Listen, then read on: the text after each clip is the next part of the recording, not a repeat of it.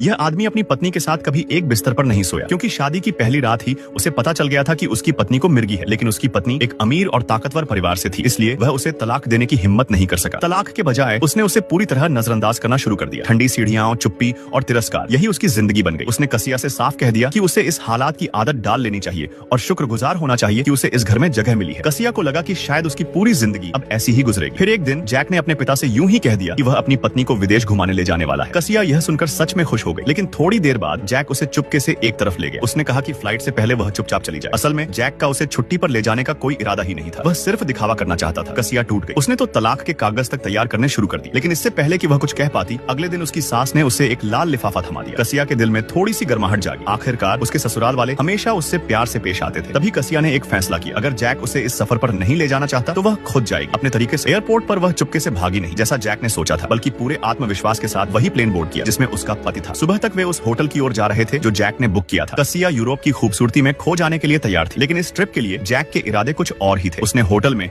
अलग अलग बेड वाला कमरा बुक किया था और कसिया को चेतावनी दी कि वह किसी तरह की गलत उम्मीद न रखे। कसिया बेबस थी। उसकी खूबसूरती और आकर्षण उसके पति के लिए कोई मायने नहीं रखते थे। डिनर के दौरान उसने जैक से शॉपिंग पर चलने को कहा, लेकिन कार का इंतजार करते करते जैक पहले ही निकल गया। वह उसे साथ ले जाने वाला था ही नहीं। पति के बिना भी कसिया के चेहरे पर मुस्कान थी। उधर जैक कपड़े ट्राई करने में लगा था। उसकी नजर में कपड़े उसकी पत्नी से ज्यादा अहम थे, लेकिन उसे अंदाजा नहीं था कि पेरिस के कपड़े इतने महंगे होंगे। उसके पास लाया हुआ कैश कम पड़ गया, इसलिए वह होटल लौटा, यह सोचकर कि पत्नी से पैसे ले लेगा। कसिया उस वक्त बाहर थी, लेकिन बिस्तर पर रखे हुए तोहफों और खरीदारी के सामान को देखकर जैक को पहली बार एहसास हुआ उसकी पत्नी एक शांत लेकिन बेहद अमीर और खास औरत है।